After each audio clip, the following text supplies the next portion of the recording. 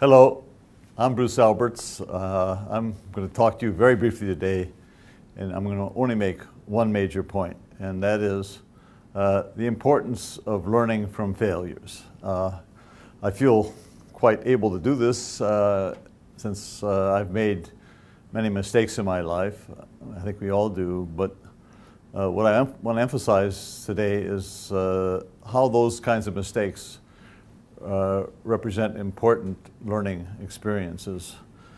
And so if you're making mistakes or have made recent mistakes and some recent failures, don't be discouraged. Look at that as a way of growing and becoming wiser in the long run. So my first slide deals with my career as a graduate student at Harvard from 1961 to 1965. And as I've described here, I had a very ambitious goal of trying to get double helical DNA to replicate in a test tube. However, I only had one enzyme available, that was DNA polymerase. And we now know that DNA replication requires many proteins.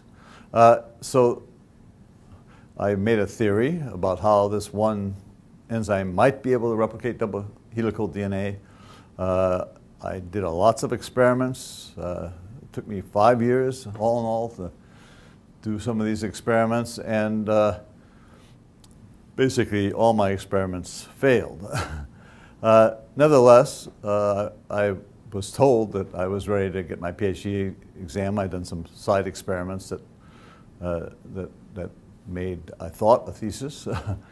And I went for my oral exam at Harvard, knowing that once people had been permitted to do this in my department, nobody had failed in recent memory. Okay, well, I got a shock in 1965, and it's all been described in this paper. In Nature, I published a brief paper, a little essay on why failing my PhD exam in the end was an important step in making a path for a successful career.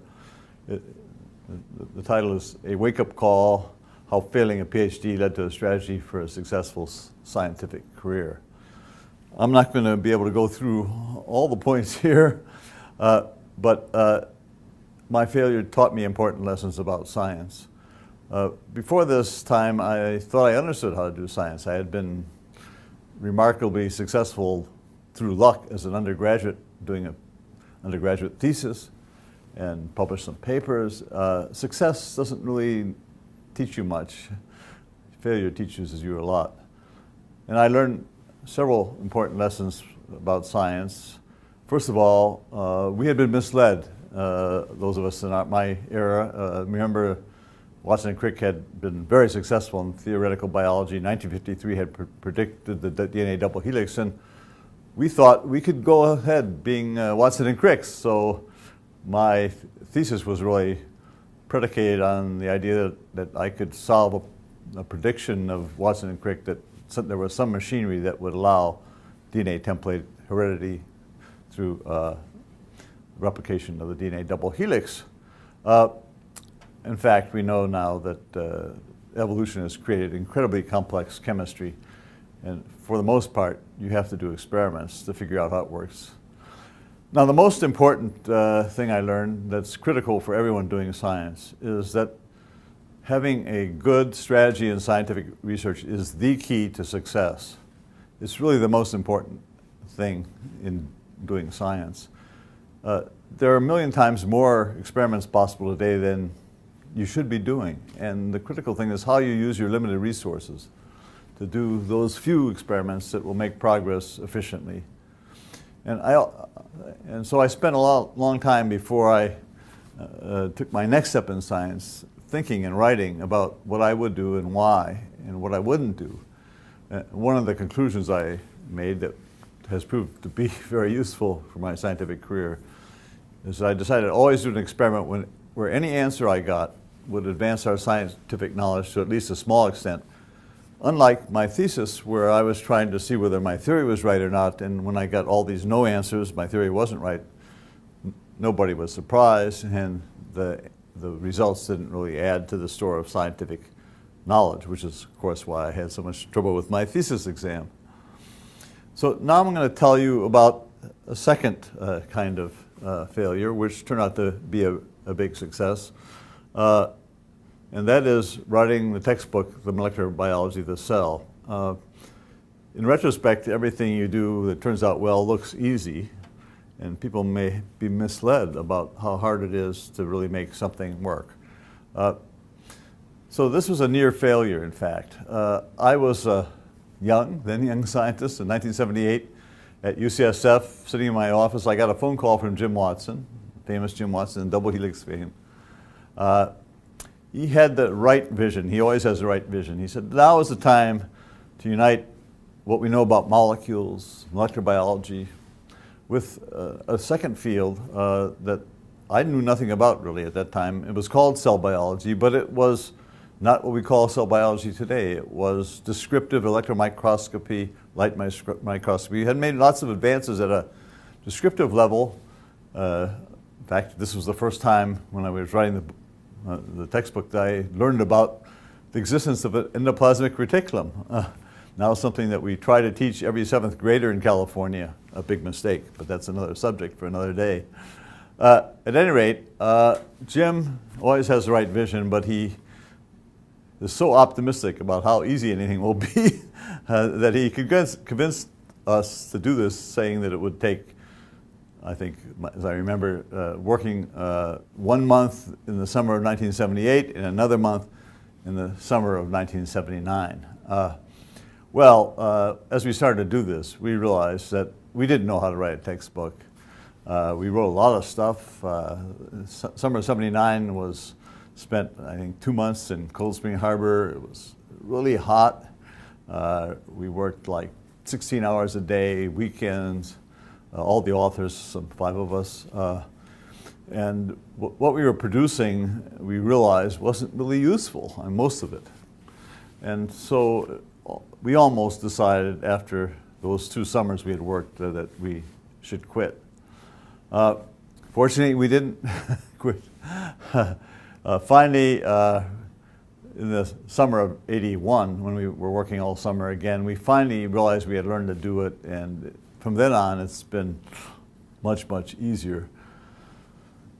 So again, like my experience in learning how to do science, it took a near failure, or a failure, to allow us to make real progress. Well, in the end, we did succeed. We produced so far 5 editions of this very large cell biology textbook called Molecular Biology of the Cell. The first edition, the black one of the authors kept track of time. We spent well over 365 days working together, 12 to 16 hours a day, weekends. Successive editions have been easier. We learned how to do this. The 5th edition, we finally had some fun. Here I am at the Chilean Air Force Base in Antarctica, presenting and releasing our textbook with the other authors to the general who runs the base. I think the general was a little bit mystified as to why we were there, but at any rate, it was great fun. As I speak, in about a month, we're about to start the 6th edition of this book. It will be my last, but it's been a great pleasure to do this. We've not only enjoyed each other, the company of the authors, but we've learned a lot. We've learned so much about cell biology. It's affected all our research. Both book writing and teaching are really important for creative science, I believe. This is what it looks like, the joy of textbook writing, why it takes so long. Our textbook, every chapter is read and rewritten by multiple authors. The first author has to go. Here, I think the typing's not mine, but the ink is mine, and the pencil after that somebody else. And this is the way you create a book that actually is better than what any one author can do.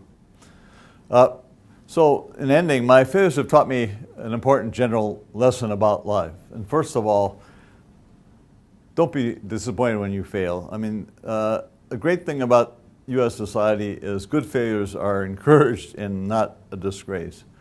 because that means you're trying something new and hard. But study your failures very carefully. Everybody makes mistakes, but some people make mistakes over and over again, the same ones. Those of us who have been successful never make the same type of mistake twice. That means we think carefully about what we've learned, we write it down. And it's an important general point. This is why older people have our value as mentors for younger people. We've made so many mistakes, we have a certain wisdom from learning from our errors, and I think mentoring younger people is a valuable experience, which gets me to my last point, a quote from Eleanor Roosevelt, the famous wife of U.S. President Franklin Delano Roosevelt. She said, "Learn from the mistakes of others. You can't live long enough to make all of them yourself." Thank you.